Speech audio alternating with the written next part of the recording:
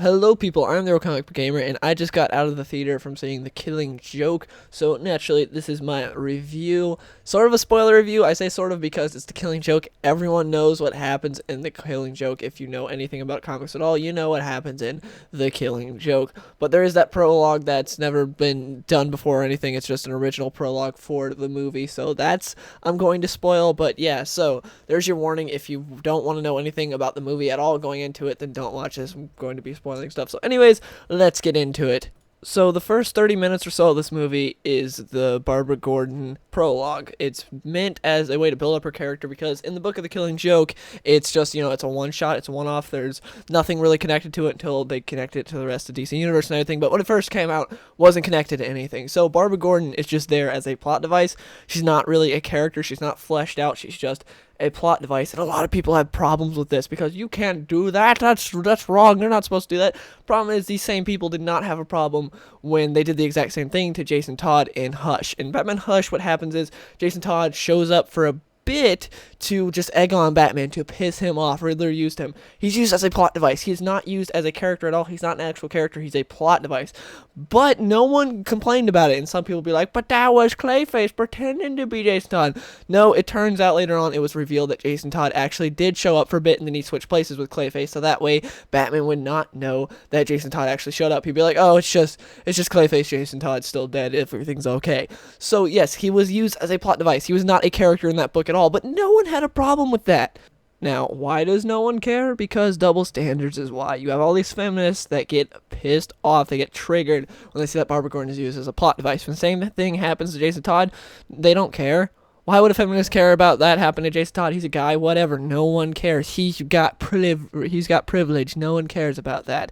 And it's so stupid. But anyways, moving on, let's talk about the rest of the prologue. The prologue is by far the worst part of this movie, by far. It is the Barbara Gordon movie you never wanted. I would go and see a Batgirl movie, not this garbage. This is absolutely awful. It's made to appease those people that were mad about Barbara Gordon being used as a plot device in The Killing Joke. Instead of making an interesting character story with her for this first 30 minutes or so, they just decide well, here she's going against a villain that objectifies her. Batman's trying to constantly tell her everything to do, and she's doing stuff on her own. She's got some guy trouble. It's I felt like they should have just shown me a screen with just text that says strong independent woman for 30 minutes. I would have been fine with that. It would have been better than watching this, because that's basically what they're trying to get across. They're trying to slap you in the face with it instead of actually showing you interesting stuff. They're trying to just slap you in the face with it. Her and Batman are an item now. It's really stupid. You see her day-to-day life, her being Batgirl, and then her working in a library. When she's at the library, she has this very stereotypical gay guy that she talks to.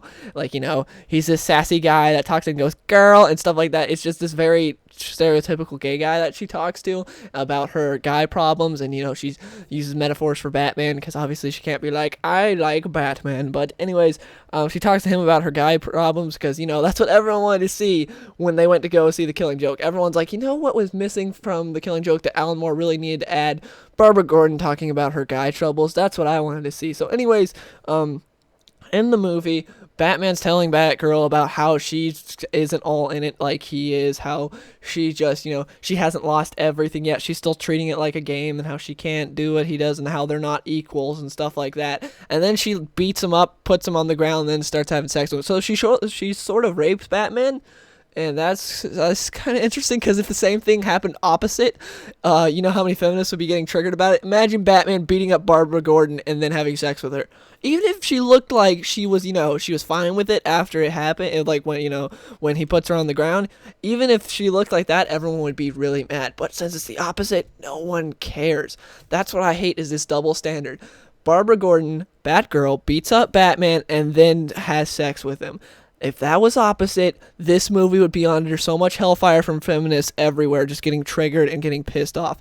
But because it was Barbara Gordon beating up Batman and then having sex with him, it's fine. And I'm just like, this is such double standards in this prologue. It's garbage. It's not what you want to see when you want to see a Killing Joke movie.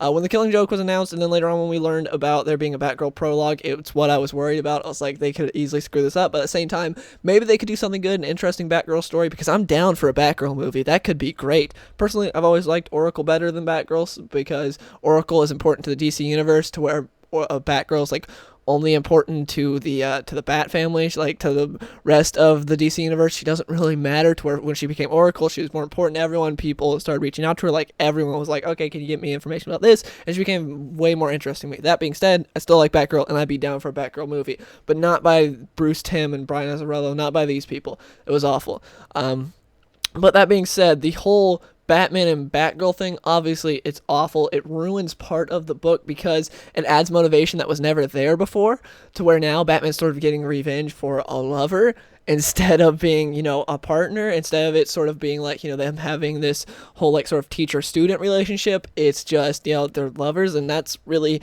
creepy and weird because there's like a 20-year gap there, and the fact that Barbara and Dick Grayson have always been a thing, and so this is just really weird. I don't have a problem with Barbara Gordon being with someone else, but don't make it Batman. That's awful because Dick Grayson has Starfire, Barbara Gordon can have someone else, but not Batman. That's just creepy and weird. That Dick Grayson, basically his father is banging his girlfriend, and that's just, or a girl he used to be with. It's weird and stupid, but it is part of what Bruce Timm's always done. If you look at what he's done in the past, I said this on Twitter, in the Justice League series, Batman had Wonder Woman who was really interested in him and wanted to get with him, and the thing about that is that was something that was not like, some huge relationship in the comics, like, that classic relationship, you got like Green Arrow, Black Canary, Superman, Lois Lane, and Batman and Wonder Woman. No, that's never been a thing. And then the Justice League show happens, they're like, yeah, Wonder Woman, the most prominent female superhero, yeah, she's really into Batman. Then when Batman and Superman cross over for like a three-parter, I think it was a three-parter in the Superman the Animated Series, Lois Lane is really into Bruce Wayne.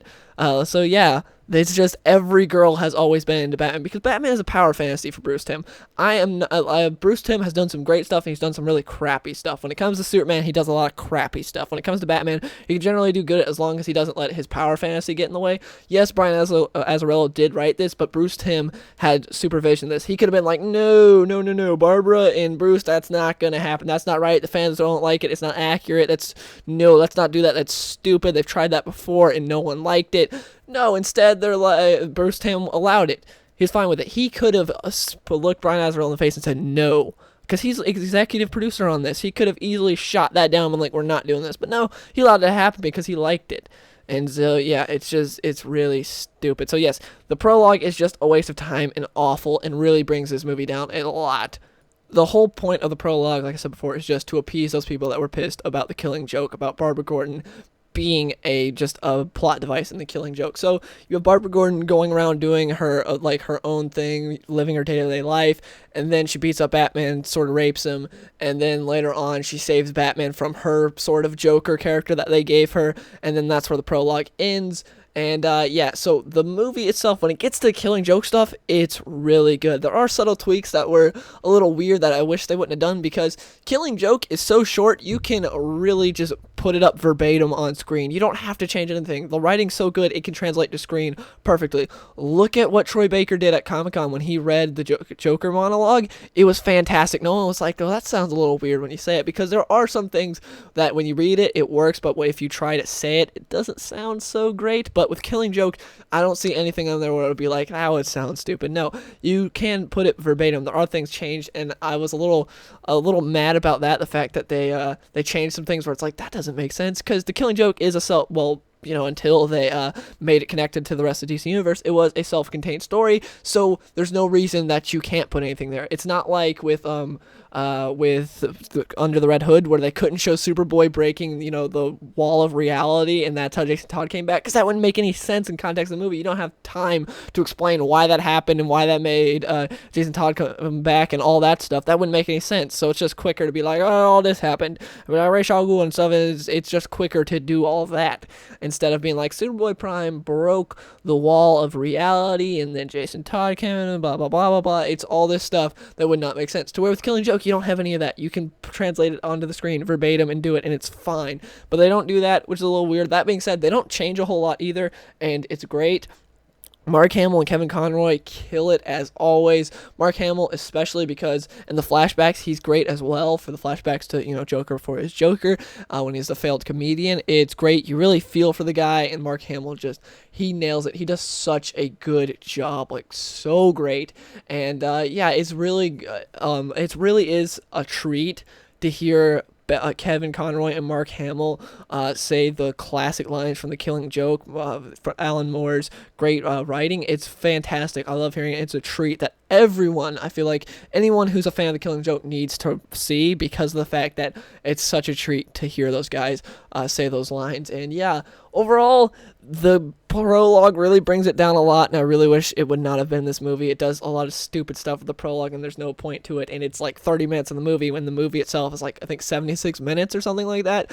So yeah, that's a good chunk of the movie. That's almost half the movie is dedicated to just Batgirl, when that's not what The Killing Joke is. Like, I was so pissed when that happened, because I came into the theater wanting to see The Killing Joke, not a really shoddily done Batgirl movie and then some Killing Joke stuff. No, but anyways, the voice acting is fantastic. Tara Strong does a great job as Barbara Gordon. Kevin Conroy kills it as always as Batman, and Mark Hamill gives one of his best performances yet, which is saying something, and he does such a great job. And it was really cool seeing this on the big screen. This is definitely not the best DC animated movie to me. That still goes to Under the Red Hood. That's still my favorite. This is sort of up there. It's I would say it's definitely in my top 10. I don't know about top 5 though. It's hard to say. It's hard to say if it would crack that, but it is definitely worth seeing if you're a fan of The Killing Joke. But you might want to skip the prologue, because the prologue's just is so bad. Anyways, if you saw The Killing Joke, please let me know in the comments below what did you think of it, and if you enjoyed this video, please give it a like. I'll see you guys in the next one.